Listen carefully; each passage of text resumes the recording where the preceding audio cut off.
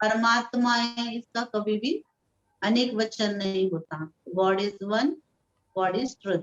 परमात्मा एक है, सत्य है, तो हम उसको पहचाने। और परमात्मा के हमने गुण भी देखे थे कि परमात्मा जो है वो ज्ञान का सागर, प्रेम का सागर, आनंद का सागर, शक्तियों का भंडार है ना। तो परमात्मा की महिमा में कभी भी लिमिटेड शब्दों का प्रयोग नहीं किया जाता है। हमेशा उनके लिए अनलिमिटेड हर चीज, माना जैसे हजारों सूर्य अनलिमिटेड है ना, सागर अनलिमिटेड। तो अनलिमिटेड चीजों के साथ ही उनकी तुलना की जाती है। कोई भी लिमिटेड शब्द उनके महिमा में कभी प्रयोग नहीं होते हैं। तो परमात्मा का यथार्थ नाम भी हमने सुना, परमपिता शिव परमात्मा। तो जिनका भारत में ही नहीं अनेक देशों में भी उनका मंदिर बना हुआ है, परंतु मनुष्य उनको अनेक अनेक नामों से जानते हैं। वो है एक ही, परंतु उनके नाम अनेक है। जैसे इस चित्र में भी हमने देखा ना, सोमनाथ, विश्वनाथ, पशुपतिनाथ, अमरनाथ, रामेश्वरम, गोपेश्वरम, बबुलनाथ, है ना। तो ये सब उनके नाम है, और उनके नाम जो है वो गुणवाचक है और कर्तव्यवाचक है। उनके नामों से उनके गुणों का परिचय हमें मिलता है और उनके कर्तव्य का हमें परिचय मिलता है। तो वो एक ही ऐसे है संसार में कि जो अनेक अनेक नामों के साथ जाने जाते हैं, पूजे जाते हैं, और उनको यथार्थ रूप से आज हम कल हमने जाना। आज परमात्मा के दिव्य कर्तव्य के बारे में हम सुनेंगे कि परमात्मा जो है वो इस सृष्टि पर आकर के क्या दिव्य कर्तव्य करते हैं। तो परमात्मा जो है वो ब्रह्मा द्वारा स्थापना, विष्णु द्वारा पालना और शंकर द्वारा विनाश। तो ये तीन कर्तव्य परमात्मा के, इसलिए परमात्मा को कर्म करावनहार भी कहा जाता है। परमात्मा खुद कर्म नहीं करते हैं, तो इन तीनों के द्वारा परमात्मा करा करके लेते हैं। जैसे आपने देखा होगा कि कोई बड़ी सी कंपनी है, अभी हम पूना में देखेंगे तो टाटा मोटर्स है। टाटा मोटर्स का जो मालिक है वो कोई उस कंपनी में नहीं रहता है, वो कोई खुद मशीनों को नहीं चलाता है। वो तो आज हो सकता है भारत में ही ना हो, कहीं और विदेश यात्रा में चला गया है या कहीं और जगह पर स्थान पर बैठा हुआ है, लेकिन फिर भी आज भी उनकी कंपनी चल रही है, बहुत अच्छी तरह से चल रही है। तो परमात्मा एक साधारण मनुष्य अगर हम देखेंगे तो इतनी बड़ी, वो टाटा मोटर्स कंपनी बहुत बड़ी है, तो इतनी बड़ी कंपनी को उसका मालिक एक स्थान पर बैठ कर के चला सकता है आराम से। उसके अंडर हजारों लाखों वर्कर्स भी है, उन लोगों को भी वो संभाल सकता है, उसका कारोबार भी हमको चला सकता है। हर चीज वो साधारण मनुष्य कर सकता है। तो आप सोचिए परमात्मा जिन्हें शक्ति का भंडार कहा जाता है, या हजारों सूर्यों से तेजों में जिनको कहा जाता है, उनको इतनी सी छोटी सी ब्रह्मांड के अंदर अगर पृथ्वी को देखेंगे तो बहुत छोटी सी है। पृथ्वी से कई गुना, 7 गुना, 10 गुना बड़े बड़े ग्रह भी है इस ब्रह्मांड में। लेकिन इतनी सी छोटी सी पृथ्वी को अगर परमात्मा को संभालना है, या कहो कि ब्रह्मांड को भी संभालना है, तो उनको इतनी मेहनत तो नहीं लगेगी। ये तो ऐसा नहीं कह सकते कि पत्ते पत्ते को बैठ करके वो हिलाता है। परमात्मा को जरूरत ही नहीं है पत्ते पत्ते को बैठ करके हिलाने का। उन्होंने जब ये प्रकृति बनाई, ये पृथ्वी बनाई, ये समझो ये सृष्टि बनाई, तो उसी समय उन्होंने कोई तो ऐसा प्रोग्रामिंग उसमें किया होगा जो सब कुछ ऑटोमेटिक होता है। यहाँ हर चीज, हर व्यक्ति को उसके उसके कर्मों का ही फल मिलता है। किसी और का किए हुए कर्म का फल किसी और को नहीं मिलता है। हर एक को उसके अपने ही कर्मों का फल मिलता है, और मनुष्य ये कहीं ना कहीं अंदर में फील भी करता है। तभी तो हम देखते हैं कि अगर हम रास्ते चल रहे हैं और अचानक से अगर हमें ठेस लगती है, तो हम क्या कहते हैं, अरे किसी ने तो मुझे गाली दी, या समझो मेरे से कुछ गलत हो गया, कोई गलत पाप कर्म हो गया, इसलिए मुझे ये सजा मिली हुई है। माना मनुष्य अंदर में फील करता है कि मैंने कुछ गलत किया तभी मेरे साथ गलत हो रहा है, मैंने कुछ पाप कर्म किए हैं तभी मेरे साथ पाप कर्म हो रहे हैं। हाँ, मनुष्य उस पाप कर्म को नहीं जानता है या नहीं समझ सकता है, या कभी कभी ये भी फील करता है कि मैंने कोई पाप ही नहीं किए हैं। ऐसे भी कई लोग कहने वाले भी होते हैं कि उनके अंदर उतनी रियलाइजेशन पावर नहीं होती है। लेकिन परमात्मा ने जब यह प्रकृति बनाई, ये सृष्टि बनाई, तो कर्म सिद्धांत के अनुसार बनाई हुई है कि इस सृष्टि में वो ऑटोमेटिक लॉ है कि अगर आप अच्छा करते हैं तो आपके साथ अच्छा ही होने वाला है, अगर आप गलत करते हैं, बुरा करते हैं, तो आपके साथ बुरा ही होने वाला है। तो इसमें परमात्मा कभी भी इंटरफेयर नहीं करते हैं। जैसे हमारे बच्चे हैं, अगर आप बच्चे को भी बार बार टोकते रहेंगे, अरे तुम ऐसा करोगे तो ऐसा हो जाएगा, अरे तुम ऐसे करोगे तो ऐसे हो जाएगा, एक दिन वो बच्चा भी इतना तंग हो जाता है, इतना परेशान हो जाता है।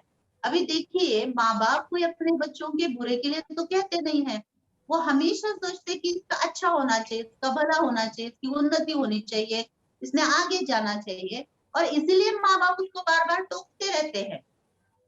लेकिन वो छोटा सा बच्चा भी ये कहता है कि आप मुझे बार बार क्यों टोकते हैं, उसे वो अच्छा नहीं लगता है, और वो ये सोचने लगता है कि मेरे पास दिमाग नहीं है, मैं अपना दिमाग चलाऊंगा, मैं अपने हिसाब से चलूंगा, क्या मुझे इतनी भी आजादी नहीं है।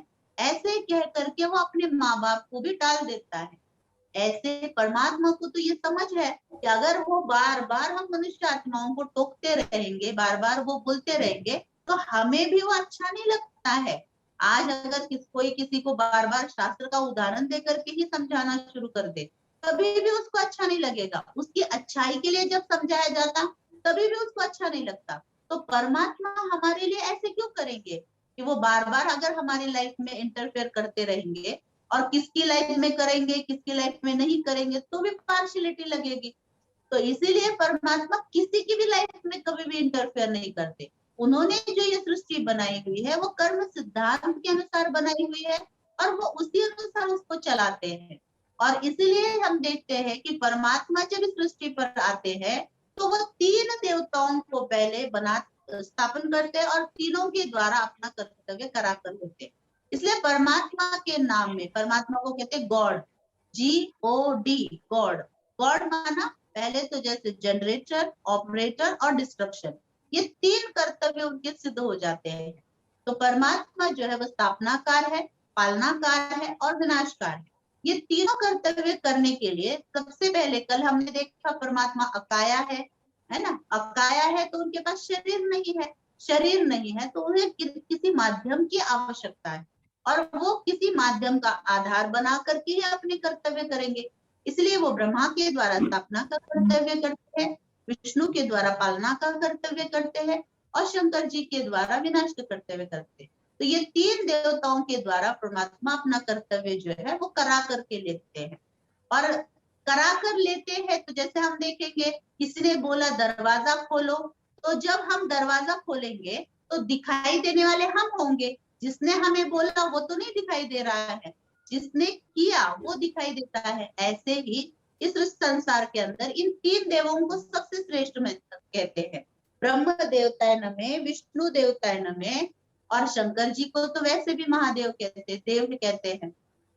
इन तीनों के आगे कभी भी परमात्मा ये शब्द किसी ने भी नहीं लगाया है, शास्त्र में नहीं लगाया गया। परमात्मा उनके द्वारा कर्तव्य कराकर लेने वाला है। इसलिए ब्रह्म देवताय नमः, विष्णु देवताय नमः, और शिव के लिए कहते हैं शिव परमात्माए नमः।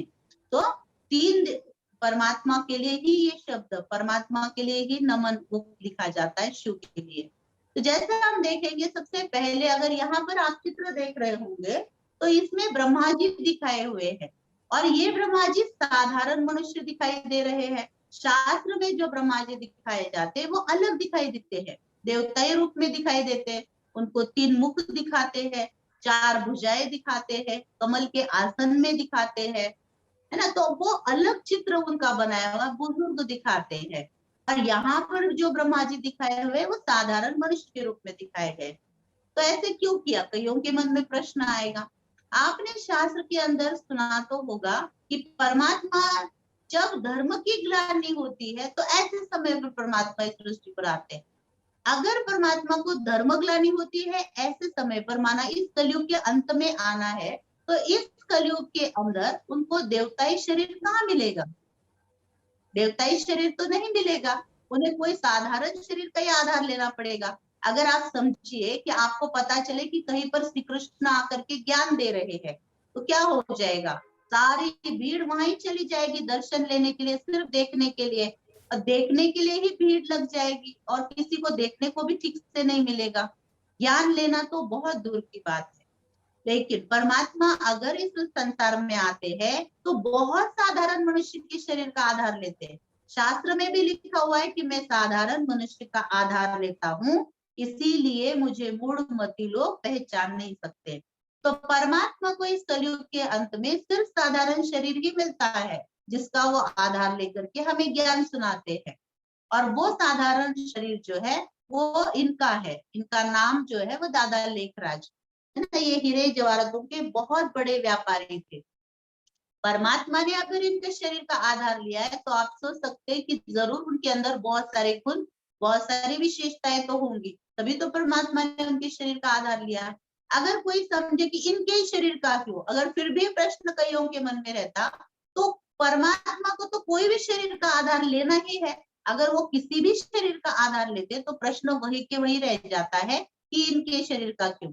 लेकिन फिर भी अगर हम इनकी जीवन कहानी को सुनते हैं तो हमें पता चलता है कि इनकी जीवन कहानी इतनी श्रेष्ठ है कि उनकी जीवन कहानी को सुनकर के ही कई लोगों के जीवन परिवर्तन हुए हैं।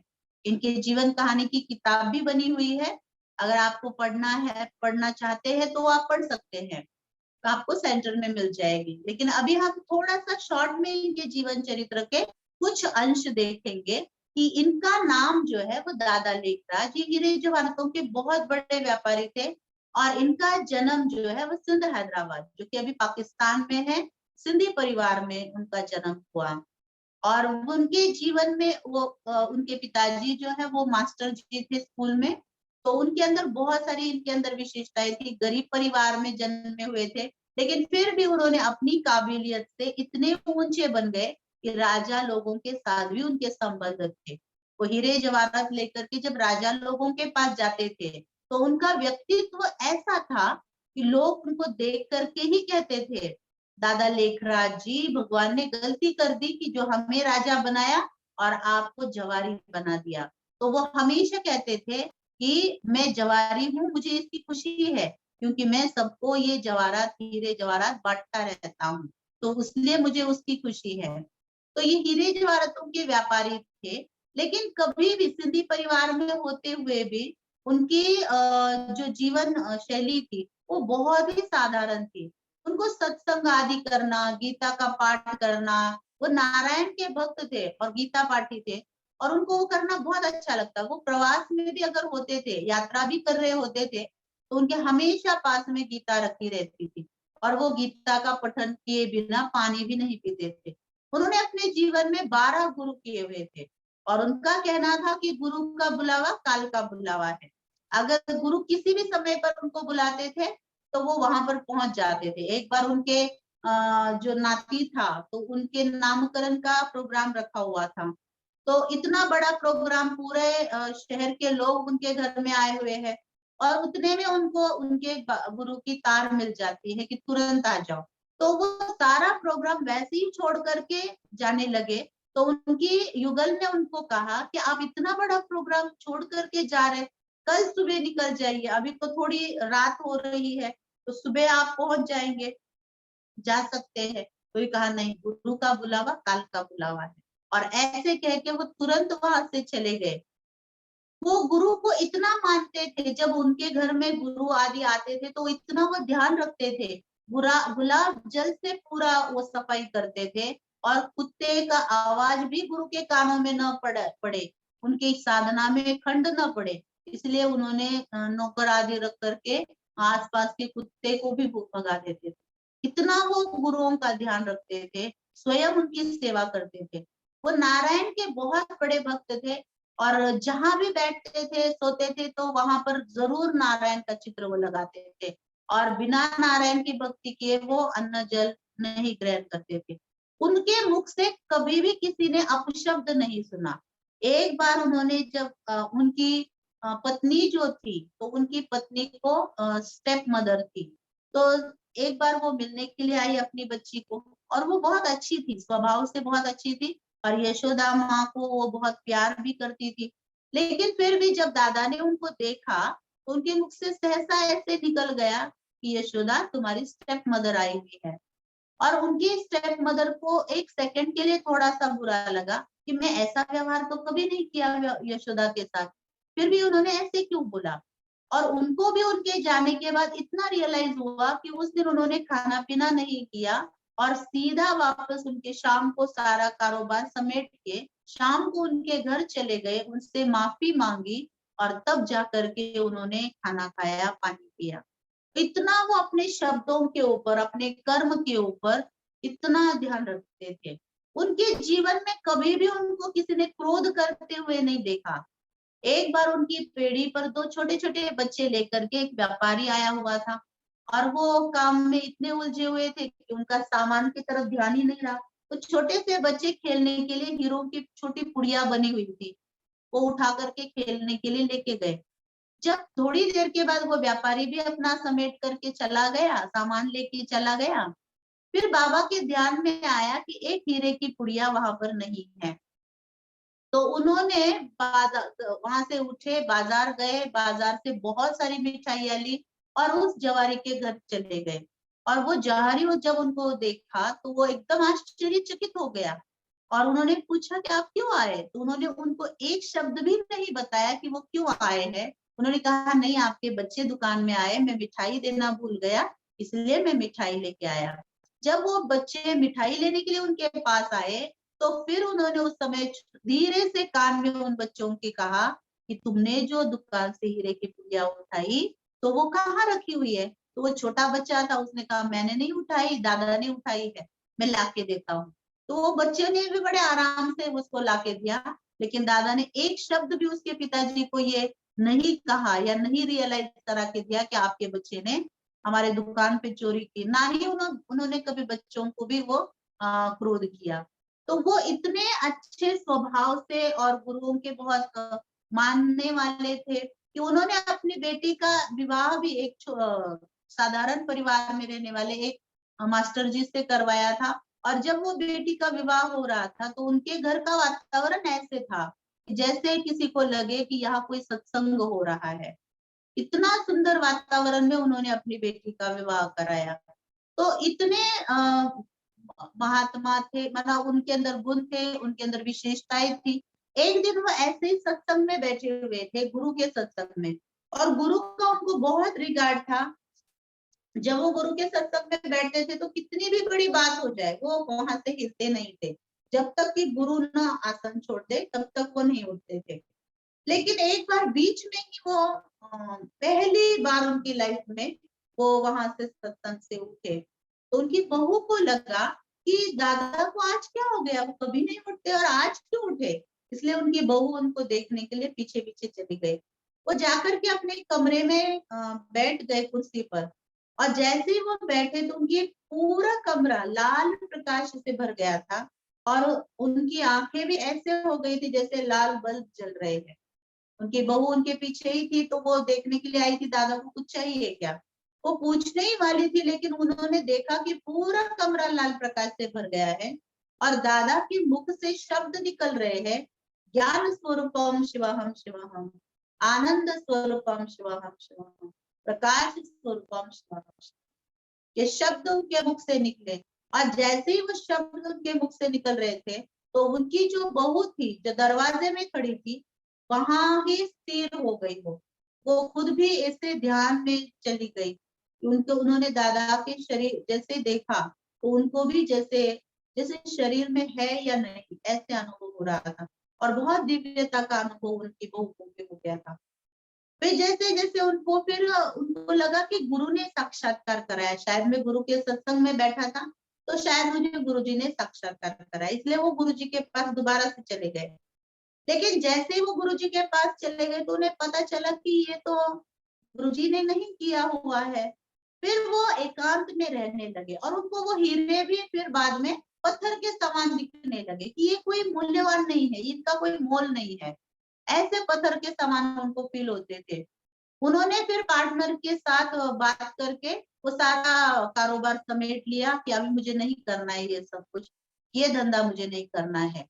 मुझे परमात्मा के ध्यान में रहना है। तो उनको फिर साक्षात्कार हुए और अलग अलग उनकी बातें, जैसे हम आज हम कोर्स कर रहे हैं, जैसे हमने आत्मा का लेसन पढ़ा, जैसे हमने परमात्मा का लेसन पढ़ा, ऐसे डायरेक्ट परमात्मा ने उनको ये सब बातें सिखाई कि तुम आत्मा हो, तुम शरीर नहीं हो। जब पहली बार उन्होंने सुना कि मैं आत्मा हूँ, मैं शरीर नहीं, उन्हें इतनी खुशी का अनुभव हुआ कि उन्होंने सारी दीवारों पर घर के लिख दिया, मैं आत्मा हूँ, यशोदा आत्मा है, पुट्टू आत्मा है, उनकी बेटी का, उनके बेटे का, उनकी पत्नी का, सबके नाम लिख करके उनके सामने लिखा। और जैसे ही वो किसी को देखना शुरू करते थे, उन्हें आत्मा दिखाई देती थी।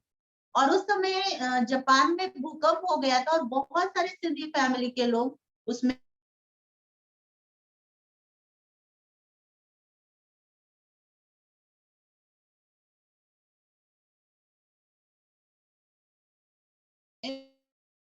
जो है आँख के उनको उनके मुंह से मिलते थे। तो जैसे ही वो लोग उनको मिलने के लिए आते थे, वो रोते रोते आते थे, और जैसे ही वो जाने लगते थे, वो हंसते हंसते जाते थे। तो लोगों को बड़ी कमाल लगने लगी कि ये दादा क्या जादू करता है कि रोते रोते जाते हैं और हंसते हंसते आ रहे हैं। तो दादा के द्वारा उनको आत्मा का, परमात्मा का इस प्रकार से ज्ञान सुनने को मिलता था कि उनके अंदर की आत्मा की जो सुषुप्त शक्तियां है, वो जागृत हो जाती थी और उनको उस खुशी का अनुभव वो करते थे। तो इस प्रकार से सारे सिद्ध हैदराबाद में फैल गया कि ये दादा ओम मंडली चलाता है, क्योंकि बाबा उस समय ओम की ध्वनि कराते थे। तो उनको नाम भी लोगों ने दिया कि नहीं, ये ओम बाबा है, ओम बाबा है। तो ओम बाबा की ओम मंडली ऐसे कह करके सारे सिंध हैदराबाद में लोगों को मालूम पड़ गया था। लोग उनके पास बहुत भाग भाग करके आते थे, कितना भी दुख हो, तकलीफ हो, दादा के पास आते थे तो उनके दुख दूर हो जाते थे। तो इसलिए बहुत सारा प्रचार प्रसार हो गया। फिर भारत पाकिस्तान अलग हो गया, तो पाकिस्तान वाले जो थे तो वो भी उनको नहीं आने दे रहे थे। नहीं, आप भगवान के पाक लोग हो, आप नहीं जाओ यहाँ से, हम नहीं चाहते कि आप यहाँ से जाए। लेकिन फिर भी परमात्मा की आज्ञा थी, तो माउंट आबू में ये यज्ञ 1950 में शिफ्ट हो गया था। तो इस प्रकार से परमात्मा का कार्य था, उन्होंने बाप दादा को निमित्त बनाया, उनके शरीर का आधार लेकर के वो ज्ञान सुनाते थे। और जैसे जैसे लोगों के पास ये ज्ञान पहुंचता था, लोगों को बहुत खुशी और आनंद का अनुभव होने लगता था। ऐसे करते करते उनके पास 350-400 लोग हो गए थे, जो उनके पास सरेंडर रूप में वहां रहते थे, उनके साथ साथ ही रहते थे। इसलिए दादा ने माउंट आबू में आने के बाद भी बहुत सारी कोठियां लेकर के रखी थी, जहां पर ये सारे लोग डिस्ट्रीब्यूट होकर के रहने लगे थे। फिर जैसे बाबा ने उनके द्वारा तपस्या कराई, मेडिटेशन करवाया, आत्मा की शक्तियों को जागृत किया।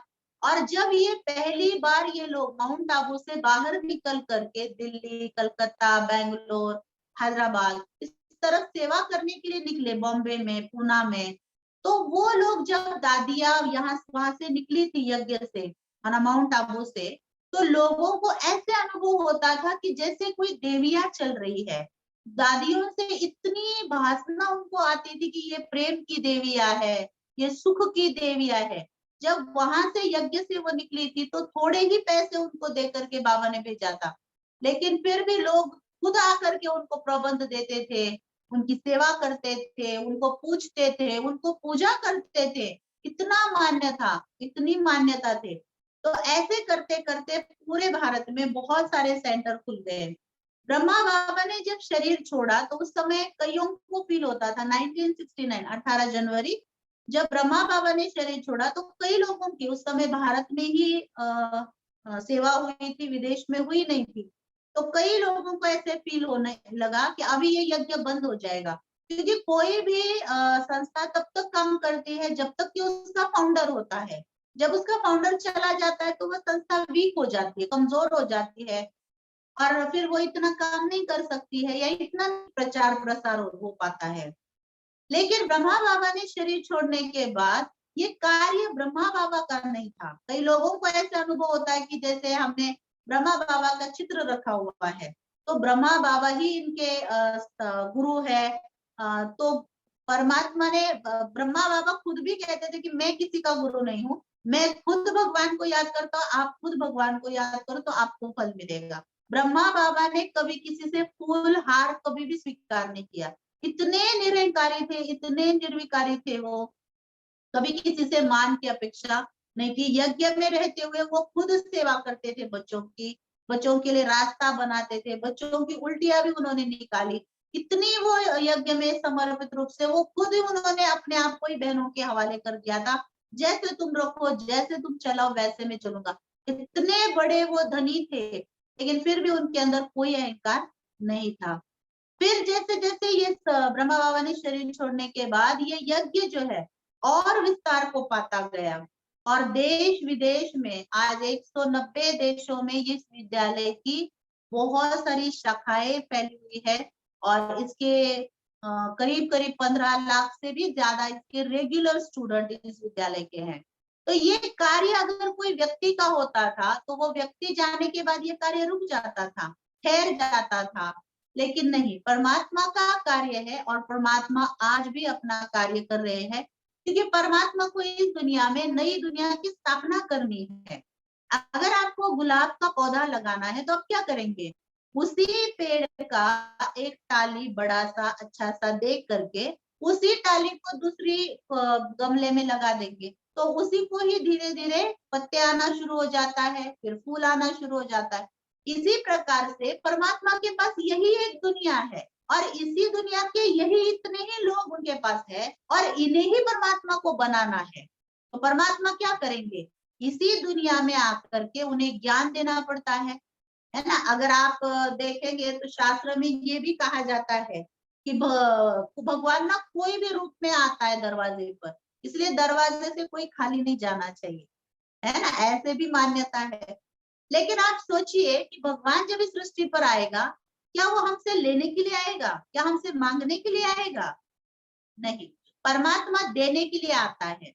अगर हमारे सामने भगवान आ जाए तो बुद्धिमान व्यक्ति वो है जो उनसे धन, संपत्ति, वैभव, ऐश्वर्य ना मांगते हुए सिर्फ ज्ञान मांग। स्वामी विवेकानंद जब जब देवी के सामने जाते थे तो तब तब देवी प्रकट हो जाती थी। स्वामी विवेकानंद के घर की परिस्थिति अच्छी नहीं थी, इसलिए रामकृष्ण परमहंस बार बार उनको कहते थे, जाओ देवी से धन मांग के आओ, जाओ देवी से धन मांग के आओ। तो जब भी कमरे में जाते थे देवी सामने खड़ी हो जाती थी, पूछती थी क्या चाहिए बोलो, तो हमेशा वो कहते थे मुझे ज्ञान चाहिए, मुझे ज्ञान चाहिए, मुझे ज्ञान चाहिए, है ना। तो बुद्धिमान व्यक्ति वो है कि भगवान से कोई वस्तु की, आयु की, धन की, वैभव की अपेक्षा न करते हुए उनसे ज्ञान की ही मांग। तो परमात्मा जब इस सृष्टि पर आते हैं तो सबसे पहले वो हमें ज्ञान देते, क्योंकि ज्ञान ही एक ऐसी चीज है न सिर्फ हमारा एक जन्म का उद्धार करती, परंतु हमारे 21 जन्म की कमाई वो करा सकता है, और इसलिए ज्ञान सर्वश्रेष्ठ है। तो परमात्मा जब इस सृष्टि पर आते हैं, ब्रह्मा जी के शरीर का आधार लेते हैं, तो वो हमें सिर्फ ज्ञान देते हैं। इसलिए आपने देखा होगा ब्रह्मा जी के हाथ में कभी भी शस्त्र नहीं दिखाए जाते, सिर्फ शास्त्र दिखाए, क्योंकि सारे शास्त्रों का ज्ञान परमात्मा ब्रह्मा जी के मुख द्वारा हमें देते हैं। और इसीलिए 3 देवताओं में से परमात्मा ने ब्रह्मा जी का चयन किया है ज्ञान देने के लिए। इसलिए ब्रह्मा, विष्णु और शंकर, इन तीनों में से सिर्फ ब्रह्मा जी को 3 मुख दिखाए, क्योंकि तीनों में से परमात्मा उनके ही मुख का आधार लेकर सारे वेदों शास्त्रों का ज्ञान हमें सुनाते। तो जैसे हम देखेंगे ब्रह्मा जी को हमेशा बुजुर्ग दिखाते, वैसे तो अगर आप देखेंगे शास्त्रों में क्या बताया जाता है, सारी सृष्टि जब कोई नहीं था तो सबसे पहले विष्णु जी प्रकट हो गए, और विष्णु जी प्रकट होने के बाद फिर विष्णु जी लेटे हुए थे तो उनकी नाभि से कमल निकला, कमल प्रकट हो गया, और फिर उसमें ब्रह्मा जी प्रकट हो गए। तो बुजुर्ग कौन होना चाहिए? पहले तो विष्णु जी प्रकट हो गए, अर्थात विष्णु जी होने चाहिए बुजुर्ग, लेकिन दिखाते किसको है? ब्रह्मा जी को दिखाते हैं। और वे ये भी कहा जाता है ब्रह्मा सो विष्णु, ब्रह्मा सो विष्णु, विष्णु सो ब्रह्मा, ये भी शास्त्र में लिखा हुआ है। ब्रह्मा ही विष्णु बनता है और विष्णु ही ब्रह्मा बनता है। अर्थात परमात्मा ये बताते हैं कि ये आत्मा दोनों की एक ही है, और पहला जन्म विष्णु जी है और लास्ट का जन्म ब्रह्मा जी। और इसीलिए जैसे अगर आप सुबह सुबह अच्छे से नहाए, अच्छे से तैयार हो गए, अच्छे से कपड़े डाले और सारा दिन काम करते रहे, बाजार भी गए, सब्जियां भी लाई, घर की सफाई भी की, खाना भी बनाया, शाम होते होते आप कैसे हो जाएंगे? आपका चेहरा ही बदल जाएगा। जो सुबह आप तैयार हुए वैसा चेहरा तो रहता ही नहीं, वैसे शरीर थक भी जाता है, वैसे चेहरा बदल भी जाता है, सब कुछ, बाल भी बिखर जाते, सब कुछ गलत अलग हो जाता है। ऐसे ही ब्रह्मा विष्णु जी पहला जन्म है और ब्रह्मा जी जो है उसी आत्मा का लास्ट का जन्म है। लास्ट में आते आते, जन्म मृत्यु के चक्र में आते आते वो आत्मा जो है लास्ट में शक्तिहीन हो जाती है, कमजोर हो जाती है। इसलिए उनको बुजुर्ग भी दिखाया, कमजोर माना शक्तिहीनता का प्रतीक बुजुर्ग है, और साथ में उनको दाढ़ी मूंछ भी दिखाई गई। बाकी कोई देवता को दाढ़ी मूंछ नहीं दिखाते, सिर्फ ब्रह्मा जी को दिखाते, क्योंकि वो कमजोर शरीर जो है वो तमो प्रधान कमजोर हो जाता है, उसका प्रतीक है आत्मा जब कमजोर। इसलिए हमने देखा है कि विष्णु जी को बहुत सारे अवतार अर्थात जन्म मृत्यु लेते हुए दिखाया जाता है।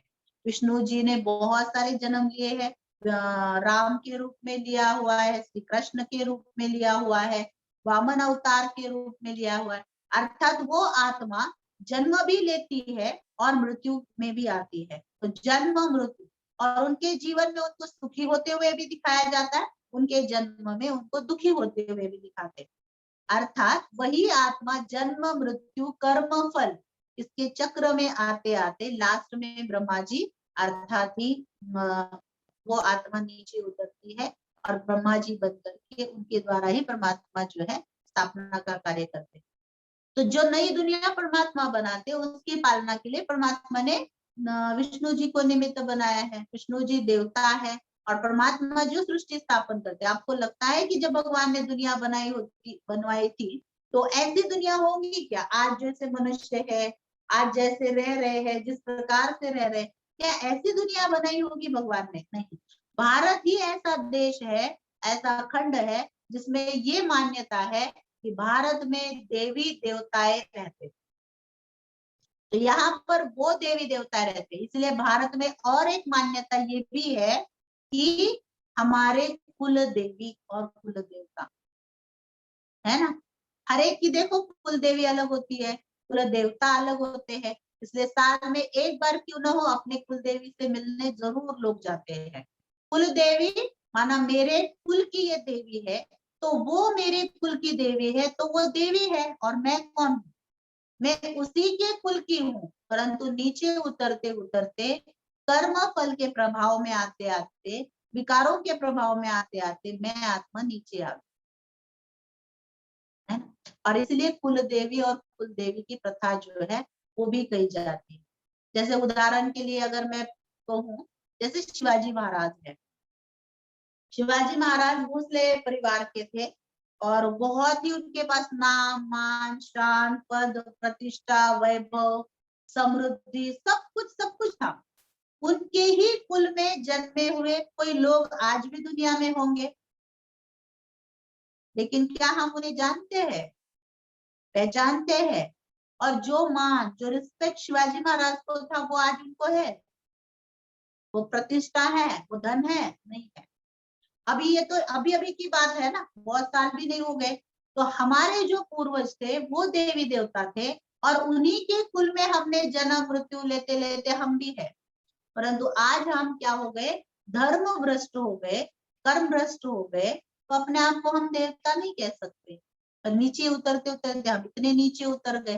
तो जब भगवान ने ये दुनिया बनाई थी तो वो बहुत श्रेष्ठ दुनिया थी, देवी देवताओं की दुनिया थी। तो उसकी पालना के लिए भी कौन चाहिए? देवी देवता ही चाहिए। तो विष्णु जी जो है वो लक्ष्मी और नारायण का स्वरूप है। दो हाथ लक्ष्मी के, दो हाथ नारायण, इसलिए विष्णु जी को चार भुजाएं दिखाई है ना। ऐसा कोई इंसान नहीं होता कि उसको दो हाथों से ज्यादा कुछ चाहिए, चार हाथ चाहिए तभी काम कर सकते, दो हाथों में सफिशिएंट नहीं है, ऐसा तो है नहीं। जैसे किसी की शादी हो करके पहली बार वो बहू घर में आती है तो कहते हैं ना कि इसके दो के चार हो गए, दो हाथों के चार हाथ हो गए, ऐसे कहते हैं। या कहते हैं लक्ष्मी नारायण दिख रहे, अर्थात ये लक्ष्मी नारायण प्रतीकात्मक है। तो वो स्वरूप जो है, 2 हाथ लक्ष्मी के, घर गृहस्थ चलाने के लिए क्या चाहिए? माँ भी चाहिए और पिताजी भी चाहिए। तो दुनिया चलाने के लिए भी क्या चाहिए? दोनों भी चाहिए ना। सिर्फ नारायण से काम नहीं चलेगा, सिर्फ लक्ष्मी जी से भी काम नहीं चलेगा। इसलिए लक्ष्मी और नारायण का कंबाइंड स्वरूप विष्णु जी है। और उनके 4 हाथों में 4 अलंकार भी दिखाए गए हैं और उनको बीच में खड़ा हुआ दिखाते हैं। ये हमारे मनुष्य जीवन का ये लक्ष्य है कि हमारा जीवन लक्ष्मी नारायण के जैसा होना चाहिए, हमारी घर गृहस्थी लक्ष्मी नारायण के जैसी होनी चाहिए। और इस लक्ष्य के प्रति मनुष्य ने हमेशा सतर्क होना चाहिए, जागरूक होना चाहिए। और इसीलिए विष्णु जी को हमेशा खड़ा दिखाते हैं ना। चार ऐसे तो नहीं कि 24 घंटे खड़े हैं, है ना। तो वो एक प्रतीकात्मक चिन्ह है। जैसे हम देखते हैं कि हर बात का हमने क्या किया है, शास्त्र का शब्द से ही अर्थ पकड़ लिया है। अगर आप अपने बच्चे को ये कहते हैं कि भाई तुम कुछ भी करो मैं तुम्हारे साथ हूँ, तो आप ये तो नहीं कि आप 24 घंटे उसके साथ साथ चलते हैं, साथ साथ ही घूम रहे हैं, नहीं। जब परिस्थिति आती है, जब परीक्षा आती है, तो आप उसके साथ खड़े होते हैं। तो वो बच्चा अगर उसका शब्द से ही अर्थ पकड़ लेगा तो गलती हो जाएगा ना। ऐसे ही शास्त्र की कई बातों को मनुष्य ने क्या किया, शब्द से ही अर्थ पकड़ लिया है। तो खड़ा होने का अर्थ है कि अपने लक्ष्य के प्रति हमेशा सतर्क रहने की वो निशानी। विष्णु जी के हाथ में 4 अलंकार दिखाए हैं। एक तो शंख, चक्र, गदा और पद्म, है ना, ऐसे दिखाया है। अभी आप देखिए, विष्णु जी की गदा नीचे टेकी हुई दिखाई है और हनुमान जी की गदा हमेशा कंधे पे होती है। तो पुराने जमाने में जब गदा यूज करते थे, तो उस जमाने में कहते थे जो युद्ध में विजयी हो वही सिर्फ गदा नीचे रख सकता है, अन्यथा गदा को हमेशा कंधे पे ही रहना चाहिए जब तक कि विजय ना हो। जो विजयी होता है वही नीचे टेक सकता है। तो विष्णु जी ने हर प्रकार के विकार, हर प्रकार की कमजोरियों के ऊपर संपूर्ण विजय प्राप्त की हुई है और इसीलिए उनकी गदा नीचे टेकी हुई दिखाते हैं। ये हुए विष्णु जी के अलंकार है ना। तो जैसे आपने देखा होगा कि एक कन्या और एक विवाहित महिला, उसका अंतर आप कैसे समझ सकते हैं? तो उसके अलंकारों से पहचान सकते हैं ना। उसके हाथों में उसके गले में मंगलसूत्र होगा, पैरों में वो बिछुए होते हैं और उस प्रकार से कंगन अलग होते हैं शादीशुदा महिलाओं के, सिंदूर होता है। तो वो चीजों से आप पहचान जाएंगे कि इसकी शादी हुई है और इसकी नहीं हुई। ऐसे विष्णु जी जो है वो अलंकार उसके प्रतीकात्मक है। ये अलंकार वो लेकर के खड़े नहीं है, परंतु ये उनके जीवन की वास्तविकता है कि वो एक्चुअल में विष्णु जी ऐसे है, संपूर्ण विजयी स्वरूप में है। या सारी कमी कमजोरियों के ऊपर ऊपर उन्होंने संपूर्ण विजय प्राप्त की हुई है। या कहो कि कमल के फूल की तरह वो अलिप्त है, न्यारे है। जैसे कमल का फूल कीचड़ में खिलता है, परंतु कीचड़ की एक बूंद भी उसके ऊपर कभी भी नहीं होती है। हर एक देवी देवता को अगर आप देखेंगे तो उनका तुलना जो है वो कमल के फूल के साथ की भी दिखाते हैं। हस्त कमल, नैन कमल, चरण कमल, मुख कमल, है ना। या तो देवी को कमल में बिठाते या तो उनके हाथों में कमल दिखाते। इस प्रकार कमल रहता ही है। कमल माना, भले हम कई बार हम देखते हैं कि लोग कहते हैं कि नहीं नहीं हम घर गृहस्थ में रहते हैं, हमें झूठ बोलना पड़ता है, हमें थोड़ा सा चालाकी करनी पड़ती है, हमेशा तो हमें थोड़े गलत कर्म करने पड़ते हैं। तो ये देवी देवताएं हमें सिखा रहे हैं कि चाहे आप कहीं पर भी है, आप भी गृहस्थी ही है, हम भी गृहस्थी है, लेकिन गृहस्थ में होते हुए भी हमेशा हमें गलत कर्म से बचे हुए रहना चाहिए। इसलिए कीचड़ में खिला हुआ कमल कीचड़ से अलग होता है। तो इस कलयुग में रहते हुए भी हमें अपने आप को अलग अस्तित्व देना पड़ेगा, तभी परमात्मा इसको स्वीकारने के योग्य समझेंगे, इस जीवन को स्वीकारेंगे। और इसलिए कमल का फूल तभी चढ़ेगा ना, अगर कीचड़ में सना हुआ होगा तो कौन चढ़ाएगा? कोई नहीं चढ़ाएगा, अलिप्त रहेगा तभी चढ़ाएंगे। तीसरी जो चीज है, उनके हाथों में शंख दिखाते। शंख माना वाणी का प्रतीक है। शंख में जब फूंक मारी जाती है तो उसमें से बहुत मधुर ध्वनि निकलती है। ऐसे ही हमारे मुख में हवा जाती है और उसमें से ध्वनि निकलती है। है ना। तो हमारा मुख, कहते हैं शंख ध्वनि सुबह सुबह सुनेंगे तो सारा दिन शुभ हो जाता है। घर में शंख बजाएंगे तो झगड़े नहीं होते, है ना।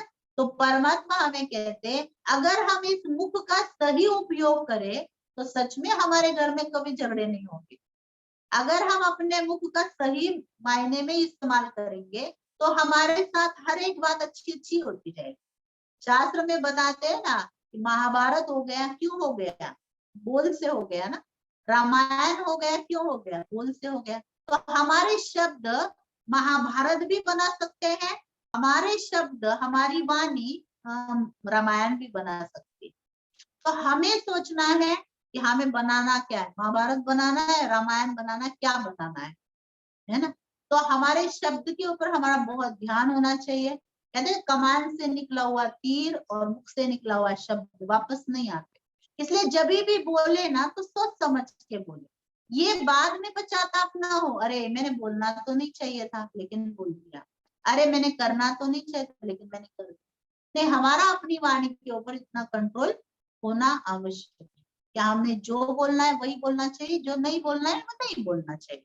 तो हमारे बोल माना बोलो, बोलो माना एक प्रकार से हम बीज भी बोते हैं। अगर हम सही बीज बोएंगे तो सही फल मिलेगा, अगर हम गलत बीज बोएंगे तो हमें गलत फल मिलने वाला है। इसलिए हमारे बोल के ऊपर हमारा बहुत ही ध्यान होना चाहिए। तभी हमारे घर में शुभ शुभ वातावरण रहेगा और शांति का वातावरण रहेगा।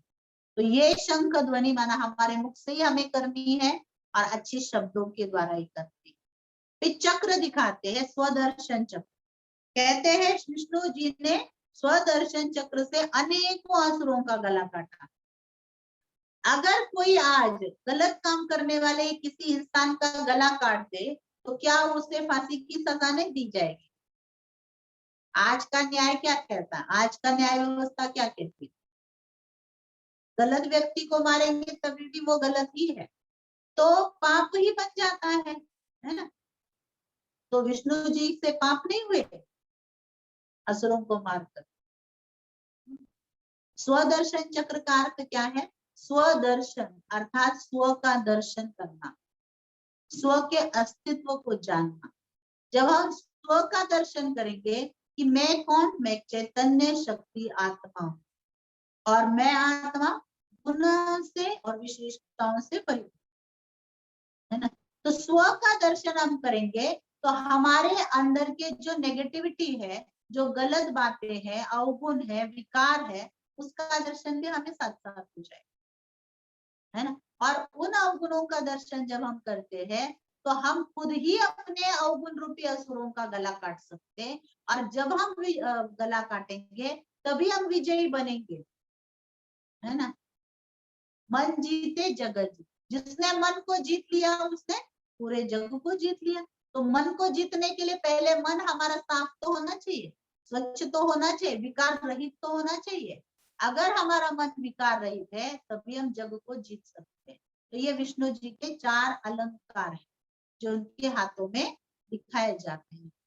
तीसरे जो देवता है वो है शंकर जी। शंकर जी के द्वारा विनाश का कर्तव्य, इसलिए हम देखते हैं शंकर जी को हमेशा विनाशकारी देवता ही बताते हैं। तीसरी आंख खोली, विनाश हो गया, तांडव नृत्य किया, विनाश हो गया, डमरू बजाया, विनाश हो गया, माना विनाशकारी। इसलिए उनके मंदिर भी स्मशान में ही बनते हैं। यहाँ पर हम देखेंगे विष्णु शंकर जी जो है वो उनको विनाशकारी देवता के रूप में ही मान्यता है। लेकिन यहाँ पर शिव और शंकर दोनों भी आप ना, आज तक हम देखते हैं कि शिव और शंकर दोनों भी इकट्ठा ही बताए जाते हैं। लेकिन अगर आप शंकर जी के मंदिर में जाए, आप सोचिए कि आप शंकर जी जहाँ मूर्ति रखी हुई है शंकर जी की, उस मंदिर में अगर आप जाएंगे तो उनके सामने आपको हमेशा शिवलिंग दिखाया जाता है रखा हुआ। लेकिन अगर आप शिव के मंदिर में जाएंगे जहाँ लिंग ही रखा है, शिवलिंग ही रखा है, उस मंदिर में जाएंगे तो जरूरी ये नहीं होता है कि वहां पर शंकर जी का मूर्ति भी, जहां मूर्ति होती है वहां शिवलिंग जरूर होता है। लेकिन जहां पर शिवलिंग होता है वहां जरूरी ये नहीं होता है कि शिव की, शंकर की मूर्ति। आप कभी भी शिवरात्रि को शंकर रात्रि कह के नहीं संबोध सकते, वैसे तो श्री कृष्ण के अनेक अनेक नाम है, तो उनको हर नाम से बुलाते हैं, हर नाम से बुलाते हैं। लेकिन शंकर शिवरात्रि को कभी शंकर रात्रि कह के हम नहीं संबोधते। अगर व्यक्ति एक ही है तो ये दोनों भी नामों का यूज होना चाहिए, लेकिन नहीं करते। अच्छा, शंकर जी सबसे श्रेष्ठ है, देवादि देव महादेव है, वो है ही महादेव, परंतु उनको हमेशा तपस्या करते हुए दिखाते। तपस्या किसकी कर रहे? अगर वो श्रेष्ठ से श्रेष्ठ है तो वो तपस्या किसकी कर रहे हैं? कोई तो होगा जिनकी वो तपस्या करते, अर्थात उनके सामने शिवलिंग रखा हुआ है तो तपस्या उन्हीं की करते होंगे, शिवलिंग की करते होंगे, है ना। तो शिव और शंकर ये दोनों एक नहीं है, शिव और शंकर ये दोनों अलग अलग है, और इसलिए हम शिवरात्रि को कभी शंकर रात्रि नहीं कहते। वैसे तो शिवलिंग को घर में रखना बहुत कल्याणकारी शुभ माना जाता, लेकिन शंकर जी की मूर्ति को कभी भी घर में नहीं रखते हैं। शंकर जी के जो मंदिर बनते हैं वो स्मशान में ही बनते हैं।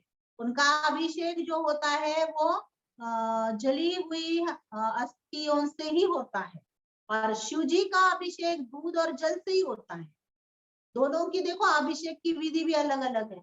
शंकर जी के पूरे शरीर में जो है वो जले हुए लाश की राख से ही उनका अभिषेक होता है, उनके शरीर में वही राख मली जाती है, उसी से होता है ना। तो शिव और शंकर दोनों एक नहीं है, और दोनों अलग अलग। दोनों के बीच में जो रिलेशन है वो पिता और पुत्र का रिलेशन है।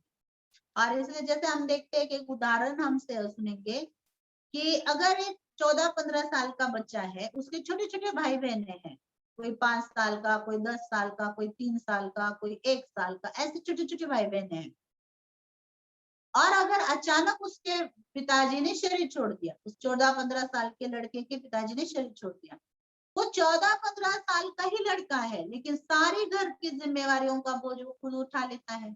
धीरे धीरे वो सीखता जाता है, जिम्मेवारी उठाता है, अपने छोटे छोटे भाइयों को बड़ा करता है, उनको सिखाता है, पढ़ाता है, संभालता है, पालना करता है, उनका ध्यान रखता है। वो जो छोटे भाई है वो आखिर में एक दिन ऐसे आता है कि वो अपने भाई को पिताजी का स्थान देते हैं, और वो उसी को ही इतना रिस्पेक्ट देते हैं क्योंकि पिताजी के कर्तव्य वो भाई ने किए, है ना। तो वो पिताजी तो उन्होंने देखे नहीं है, इसलिए उनको पिताजी के प्रति इतनी भावना नहीं होगी जितनी भाई के प्रति होगी, क्योंकि भाई ने ही उनको संभाल कर पाल पोस के बड़ा किया है।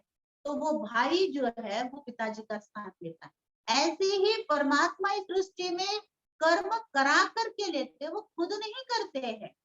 इसीलिए इन 3 देवताओं को इस सारे संसार में, सारे धर्मों के अंदर भी अलग अलग नाम दिए जाते हैं और उनको ज्यादा मान्यता दी गई, क्योंकि कर्म करने वाले ये 3 देवताएं हैं, लेकिन कराने वाले को हम भूल गए हैं।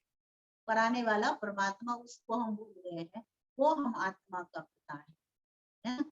तो परमात्मा जो है, जैसे विष्णु जी के अलंकार है वैसे शंकर जी के भी अलंकार है। शंकर जी के अलंकार जो दिखाते हैं उसमें जटाओं में से गंगा दिखाई जाती है, बाद में त्रिशूल दिखाया जाता है, और फिर उनको नीलकंठ भी कहा जाता है, गले में सांप दिखाया है, शेर का आसन दिखाया जाता है, माथे पे चंद्रमा दिखाया जाता है। तो ये जो अलंकार है उनको क्यों दिखाए गए हैं? उन अलंकारों का भी कोई ना कोई अर्थ तो होगा ना।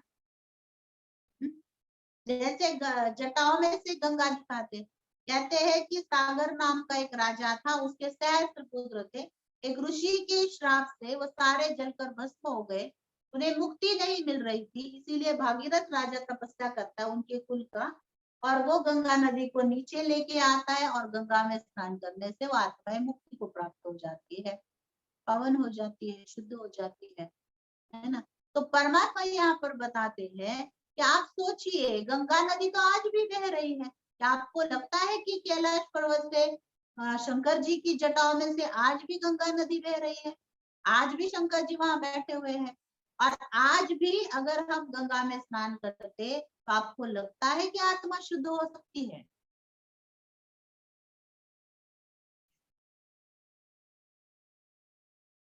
गीता में लिखा हुआ है, आत्मा को पानी बिगाड़ नहीं सकता। आत्मा पंच तत्व की नहीं बनी है। आत्मा को पानी अगर भिगा ही नहीं सकता तो उसको वो साफ कैसे कर सकता है? नहीं कर सकता ना। और आप सोचिए यूपी और बिहार में गंगा नदी बह रही है, वो लोग तो शायद नलके का पानी भी उनको गंगा का ही आता होगा, वो लोग ज्यादा शुद्ध होनी चाहिए ना। लेकिन सबसे ज्यादा हिंसा कहाँ होती है, पापाचार कहाँ होता है? यूपी बिहार, है ना। यूपी और बिहार में ही सबसे ज्यादा हिंसा होती है, तो वो शुद्ध कैसे हुई? अगर गंगा नदी शुद्ध ही करती है तो लोगों को जेल में क्यों डालना चाहिए? वहीं जा करके उनको डुबकी लगा करके लेके आए, पावन हो जाएंगे। तो गंगा नदी जो है वो पानी है, और पानी आत्मा को छू भी नहीं सकता, शुद्ध कैसे बनाए?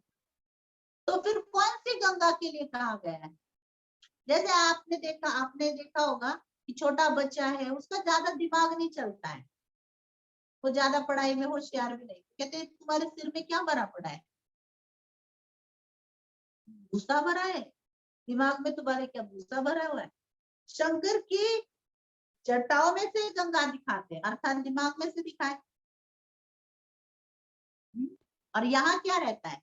दिमाग में क्या रहता है? ज्ञान रहता है।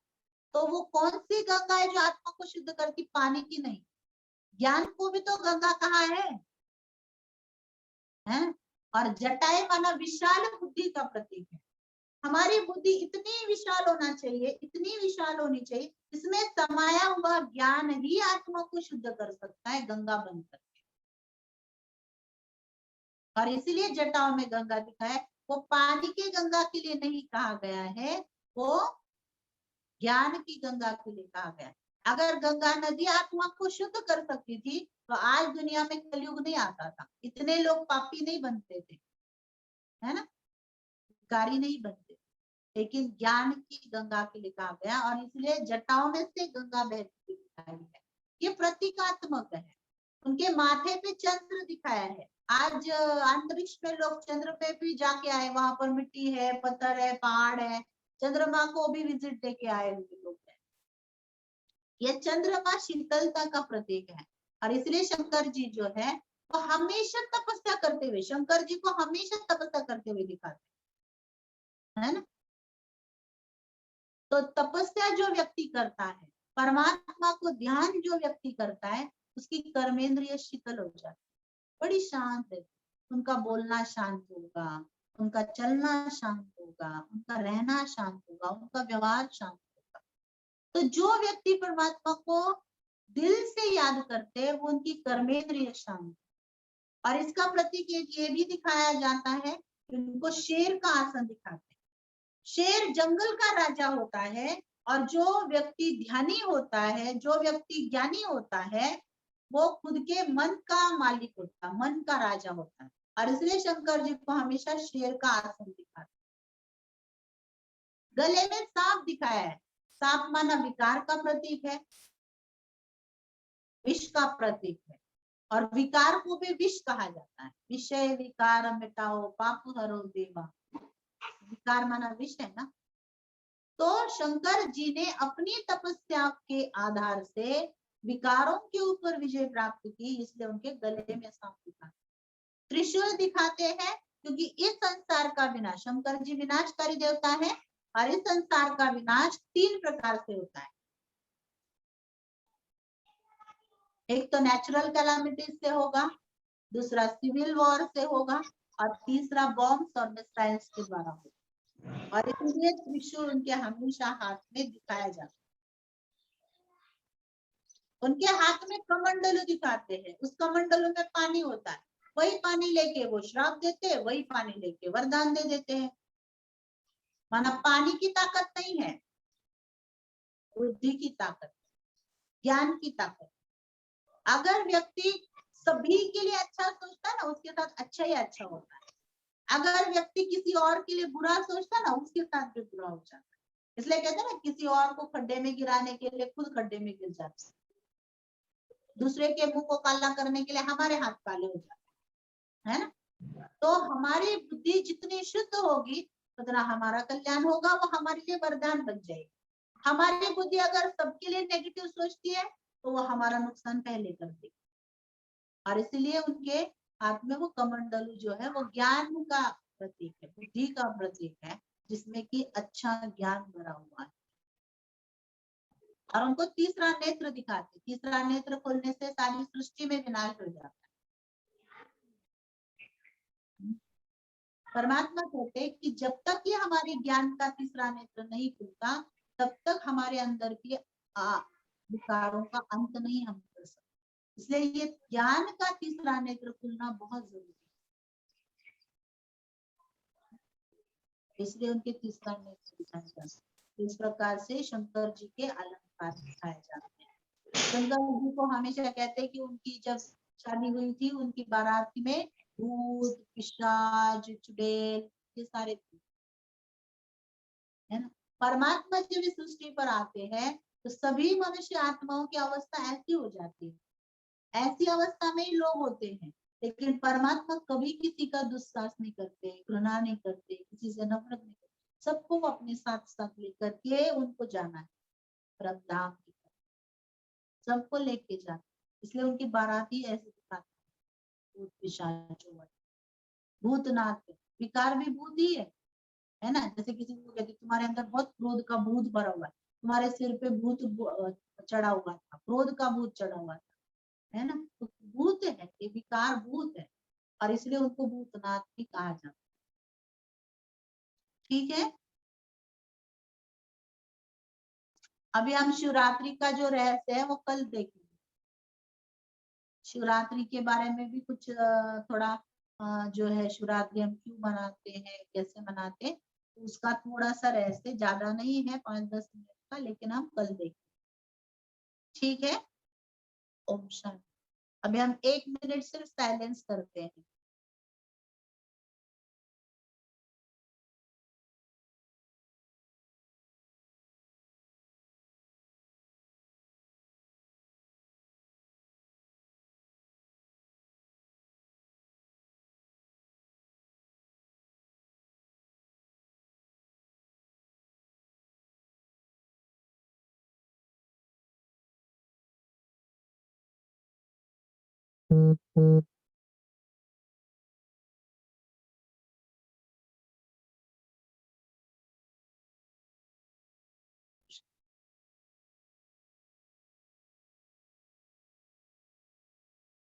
प्रश्नों के उत्तर भी हम कल ही देंगे, आज नहीं। जी ठीक है, बुधवार है ना तो थोड़ा।